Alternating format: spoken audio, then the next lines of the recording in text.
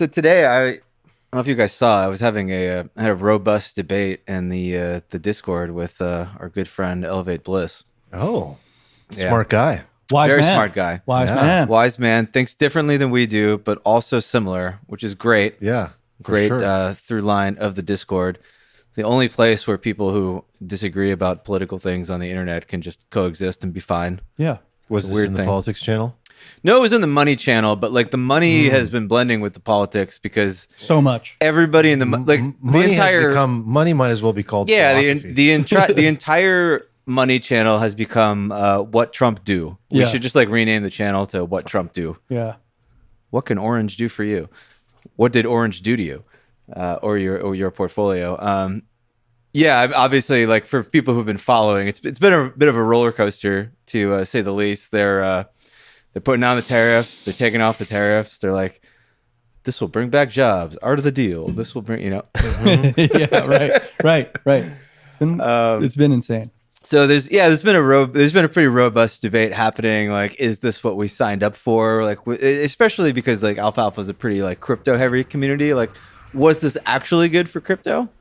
And we had a little debate about that because And you're still in the camp that Trump being elected has been positive, net positive for crypto. yes. Yeah. Yes. Definitively. Yeah, so it's easy to go down like a million different rabbit holes here, but I feel like if you isolate this to like good for crypto versus, obviously a scenario that we will never know what would have happened because Right. we don't have time machines or alternate dimensions that we can exist in. But yeah, I will totally die on the hill that this was like good for crypto. I mean, crypto as a whole, total market cap is still up like 30% versus the election today, Right. after all of the carnage. Yeah. Mostly driven by Bitcoin, which is the biggest dog in the fight. Bitcoin's at 93K as of now. And what a surge. yeah, and like that surge happened post election. So I think that's fair to say. Yeah, and we got a great little alt season there. Lots of money was made. Most people didn't hang on to it, but it was there. Right. Yeah. It was like round tripped by many, but we did have a massive pump from like November to sort of year end.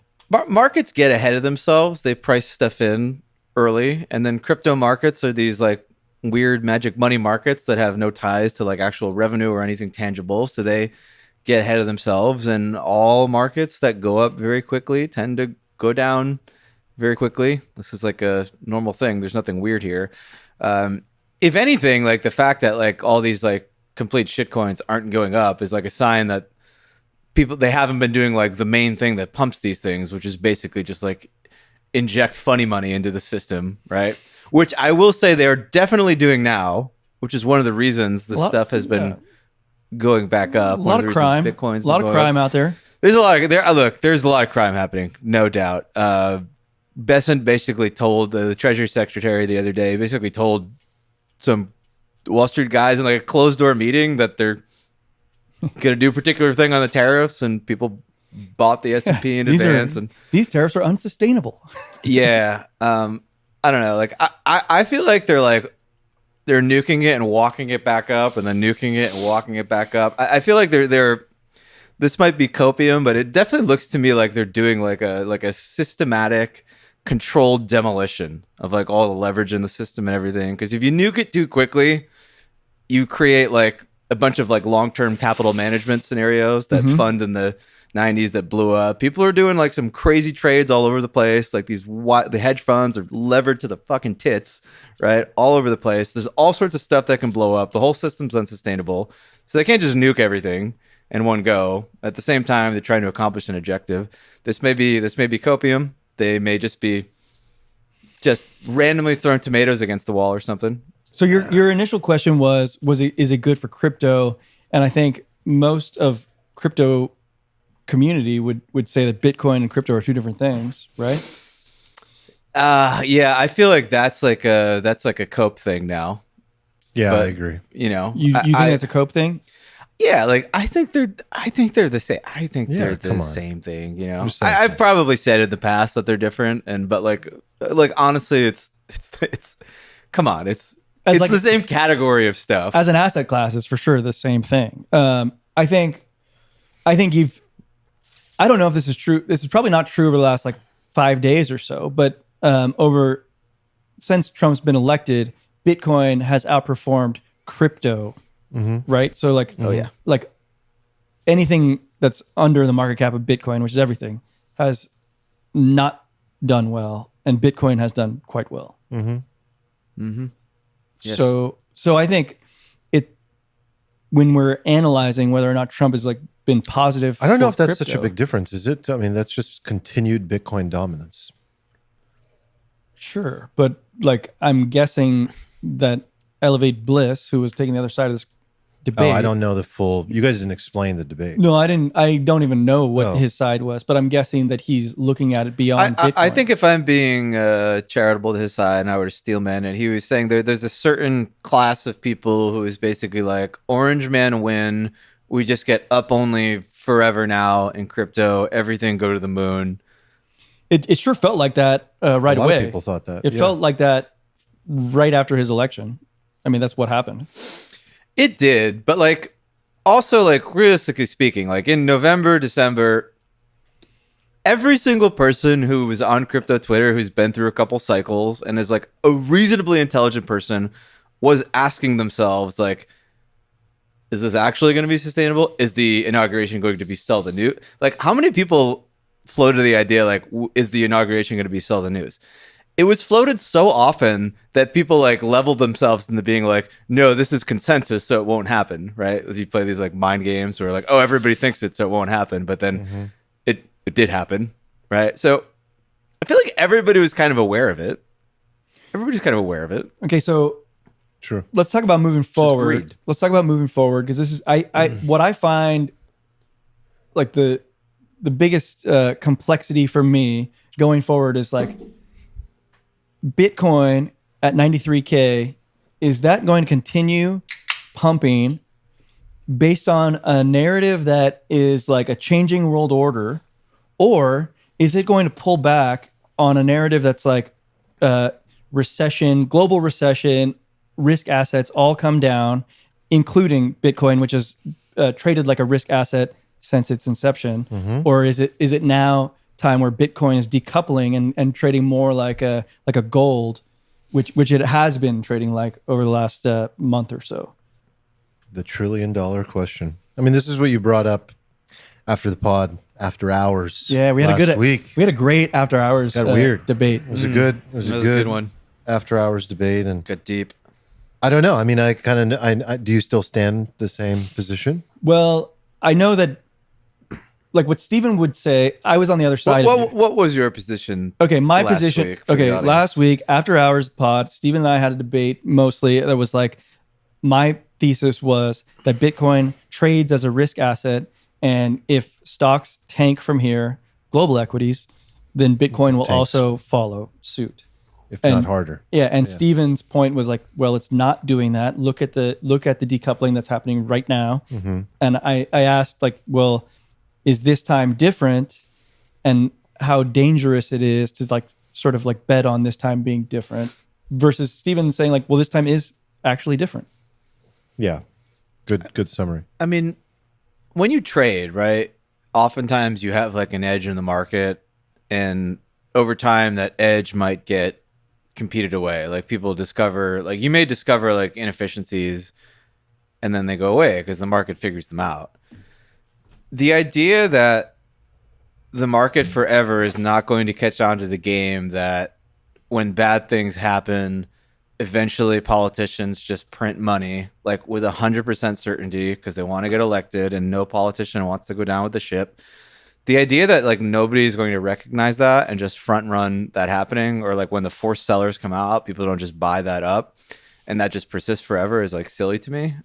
So I think that people just know the game that's being played a lot better now. Like I remember being around like the 2008 crash, and people didn't understand the game yet, right? This everybody in our Discord like understands the money printing game now. Like everybody understands we live in this non-free market where there's these guys who just like figure out increasingly creative ways to sort of inject liquidity into the system and print money and they keep evolving. Like first they just printed money, then they created like QE, then they created like the BTFP, and then they'll create some other like 9-letter acronym or whatever they do. They just keep like inventing new ways to like print money. But like we all understand that everything is basically a Ponzi scheme.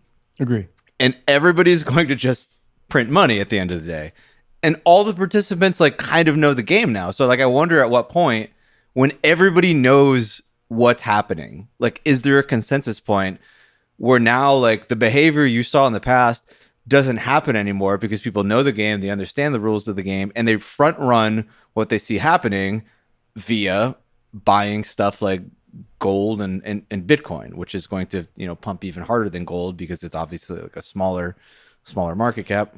I agree that Bitcoin will pump harder than gold. I guess like I agree with you on the liquidity point. I'm just, you know, Chem, for instance, has pointed out liquidity has negative pulls as well. So like people who took debt, 5-year debt on during COVID at basically zero interest rates, that 5-year debt's coming due, and they're probably not going to want to renew given the current market environment.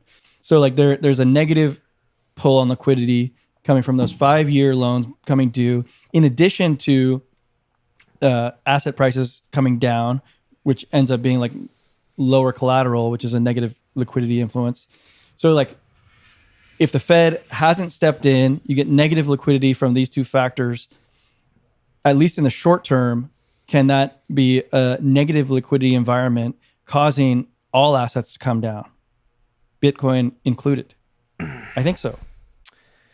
Yeah, I don't think so. And I think one of the reasons why like Bitcoin isn't like everybody's not levered to the tits on Bitcoin right now like they were at a certain point in time. So I don't think you have that factor.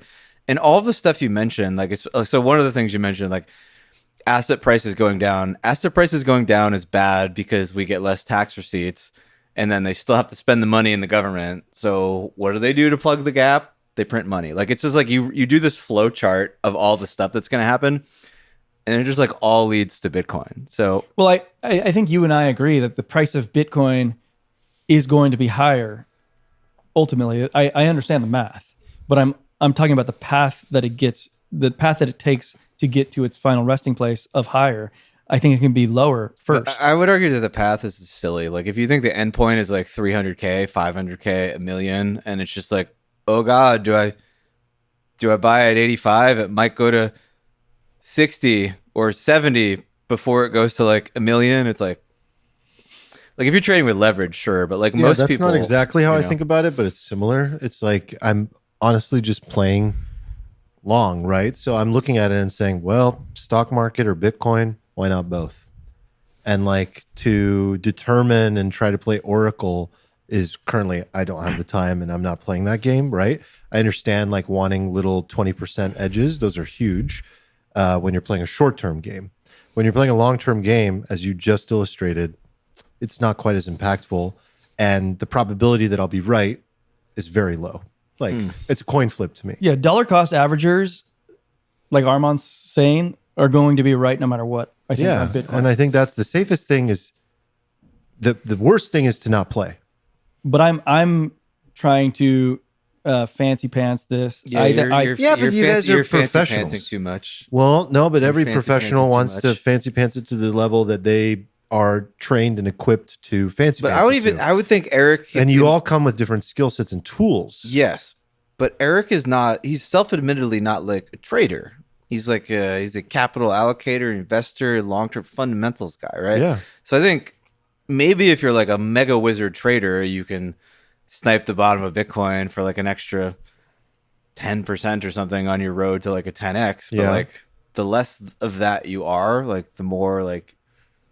But aren't you asking a deeper question? You're asking a question of like, well, if everything fucking hits the fan, why would I even touch this right now? If it's going to be the highest risk asset, it's going to be at the equivalent to or worse than buying the stock market because it hasn't decoupled, in your opinion.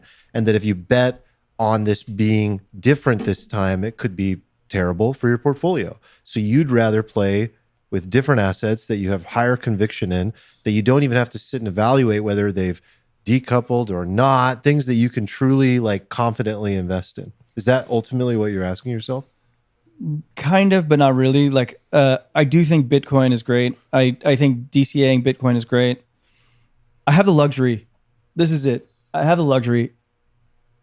I doubled money twice on the way up, and I sold the fucking Pico top. It was luck mostly. And now I can just sit back and kind of be patient. And like, not everyone has that luxury.